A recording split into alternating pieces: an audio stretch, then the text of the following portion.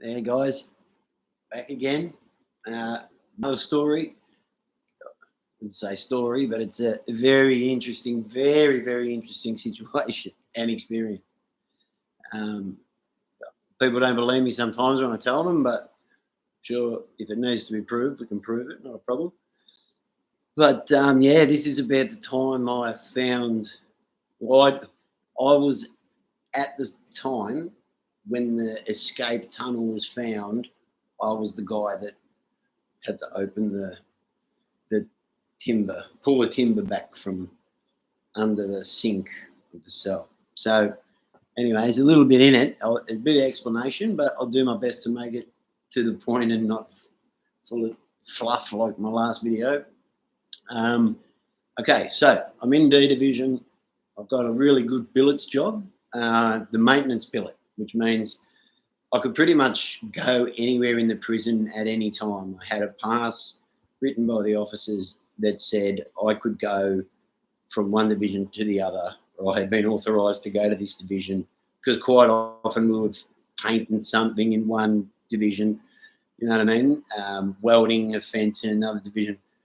And we're running from D division to A division, B division, F division, K division, which used to be JICA.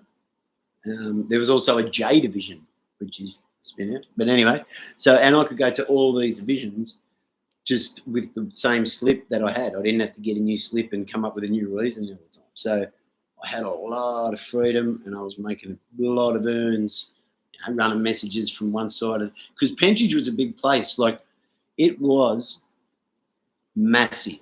I don't know if anyone understands. I know of you old guys, I know you get it, but there was a big blue stone fence, all the way around Bell Street, Coburg, whatever.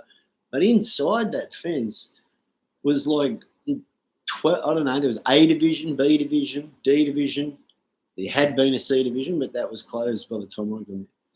There was an E division, and that was where the officers used as their office. There was F division, which was F dorms, but by the time I got there, it was just we just used it as a day yard and stores, F stores. That's right. We got greens and stuff from there. So there was F. There was a G division, which was a bit of a guys a little bit, suffering a bit more than most of us and need a little bit extra care. H division. There was all these divisions, man. So anyway, one day I'm told by an officer there was 4 of us billets, maintenance billets. He woke us up in the morning and he would get us out of our cell, and we all had a Collins Street cell. And by that I mean Collins Street was the bottom floor of D division, of one side. Look, it was a 3-tier division. The biggest one, it was like a castle, man. 3-tier bluestone brick building. And if you're on the bottom floor on a certain side, it meant you had, 1, you had a good job. 2, you had more freedom than other crims, like other guys. You could, do a bit of biz over here and there, run a few messages, throw a bit of ox to, you know what I mean? But so yeah, everyone, if you got a Collins Street cell, it was like, mate, I'm set. No one wanted to leave because D division was like the map at that time. So it wasn't, no one was staying long term unless you had this Collins Street gig that I had. So anyway, my officer comes one morning and he wakes me up. He says, "Come, some idiots have played up last night," and he's got the other 3 billets because there was 4 of us. And we went out. We had our own little workshop. And we went out there. And he said, "Some imbeciles up on the 3rd tier." Up on the 3rd tier in the 4 out. I don't know what was wrong. I think they said they were pilled, was the word I heard. Now, these guys were pilled off their face, and they had scratched a bluestone brick from one cell to the next so that they could get a match and some scratch to have a ciggy. But that's the story, okay? I don't know how true all that shit is, but I know they had done the fucking bluestone out of the wall because I was in the maintenance crew. It was our job to fix it. But what happened after that was the governor, security Governor, Security Officer Stillman, I think his name was, pretty sure, would have been the senior guy. Stillman? Anyway, he was the most scary one, that's why I remember him. Said, right, I want every cell opened and gone through. And in the cells, they had, I don't know if I'm going to explain it. Maybe I'll post a picture of a cell, make it easier to see. But in the cell, so if you walked in the door, it's just a room, and at the other end is like a little bench with a sink and a toilet, and that's it. That's the whack. And a bench for your kettle, whatever. But this this bench, would have been like 2 foot, and it was just made out of chipboard, plyboard stuff. And so anyway, the officers have got us four maintenance billets opening up every cell to look under these boards to make sure that no bricks had been touched and all that, which I found amusing because on the first top 2 floors, I don't understand if anyone got a brick out of that wall, it would just fall to the ground and they wouldn't be able to, you know what I mean? And they were too high up. But anyway, so we had to go through every cell. And I get to Collins Street cell, a certain cell directly opposite mine, and the same. And the officer gets me to open it. And when I opened up, like it was just a few tech screws, bzz, bzz, bzz, and then I had to pry it with a crowbar. And then the security officer made me stand back, get out of the way of it. And he's in there with the torch. And as soon as he should shine the torch, even I could see that there was no concrete in this brick, this whole big blue brick. And straight away, the screws freaked out. He freaked out, buzzed up, and they had this buzzer. I don't know if they still have it, but he hit his buzzer, and within a second, like, there's 50 screws there. But yeah, he had the brick was out, but it was sitting there, but it had no concrete, no cement. Next to it was a bag, because in D Division you carried all your stuff in green bags, the same colour as your clothes, you know, little green sports bags.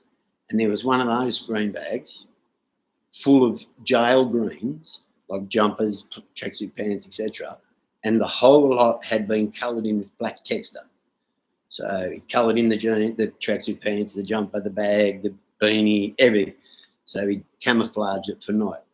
He also had a map that he had been making because he was getting out from under D Division to this bit that they called, it was what they called the race, and it went up to classification. But it was just like a drain underneath.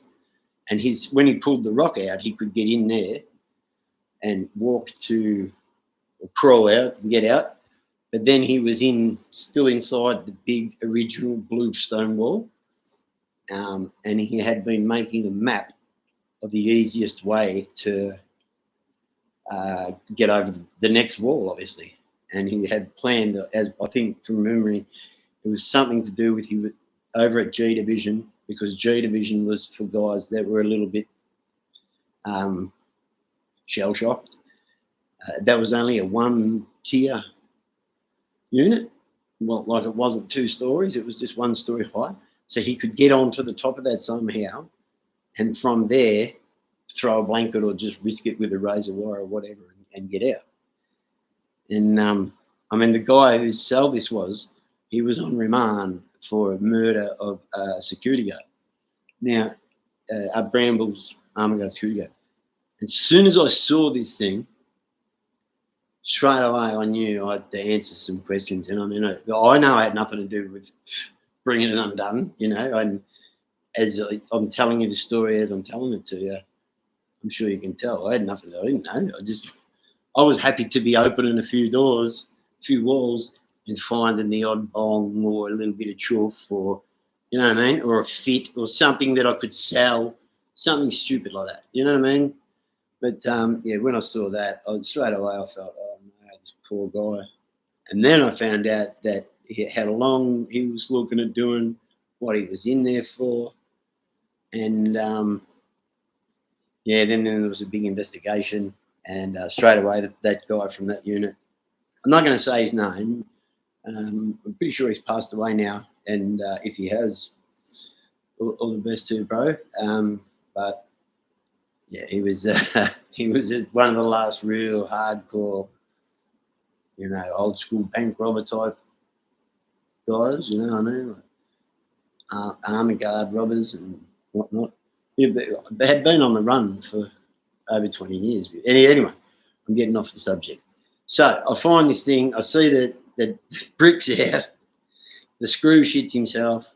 I shit myself, and then boom, the whole jail's locked down. That's it, because we only had about 5 or 6 more cells to check. As soon as I saw that brick, that was it. Shut down, locked down. But once we all got locked down, about 10, 15 minutes later, my cell door and the other maintenance billets, the 4 of us, like maintenance worker guys, we all got let out to go around and check every other cell again with a screw and then put it back together and paint it. So we had to work for the next week.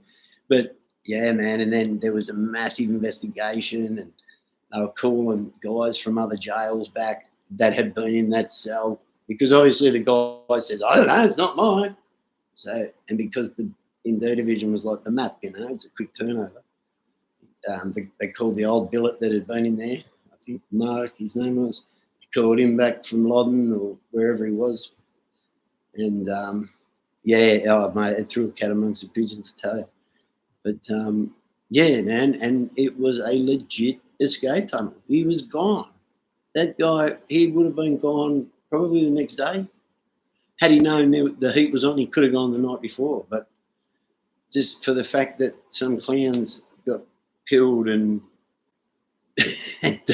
scratched all the concrete out from between 2 bricks to get a match for their cigarette. I mean, if the guy I'm talking about who got pinched for the escape was already on remand for a murder of a security armor guard in a suburban area. You know what I mean? So he was a serious guy. So, I don't know what if or anything, but I know the poor guy ended up going down on the thing, on that armor guard thing, and yeah, I'm pretty sure he's no longer with us. But he was one of the last old school ones that I'd ever known anyway. Not no great. I don't know anyone, but I knew him, and yeah, man, that's the closest I've ever seen. And it spun me out. Like, we lift off the board, and there's a tunnel to the outside, man. It was a beauty. So, but anyway, that's my story about finding the tunnel. I left a lot of details out, people's names, because I'm new to this and I don't want to upset anybody. And I'd rather just talk about stuff that I know to be true, and not speculate on what I've heard on Underbelly or Channel 10 or whatever it is. The guy that they got playing Carl Williams is nothing like Carl. So I don't want to be. I just want to tell the truth, and that's it. And I'm not here to make any money. I'm not here to do anything. Just I'm bored and I'm watching YouTube, and the guys that are talking about this stuff don't seem to know what they're talking about, or they're just filling in the blanks with artistic license, So, yeah, sort of just have a crack. I mean, I was there, so I can tell you the truth. But anyway, guys, I will leave it at that. That was a long one, 13, 14 minutes. Don't get sick of listening to me. I'll get better at it. Ask me some questions and I'll answer, whatever. Yeah, but I'll come on again for the next couple of weeks, each day with a different story similar to this one. Some are better, some are different, some are hectic, some are out of control. So some are just pure crazy. But yeah, I'm sure you guys will find them interesting. I mean, I know watching Chaos Chronicles and Spanian and those guys, I find it interesting. Whether I agree with every detail or whatever, big deal. I still like to watch it. So go on, you guys, keep doing some good work. But if I hear something being spoken about that I think's not legit, I'm going to say something. Not with any malice or anything like that, just to clear it up. We're getting the truth out there, aren't we? We're all moving on. So let's do that, guys. And I'll speak to you again soon. Thanks.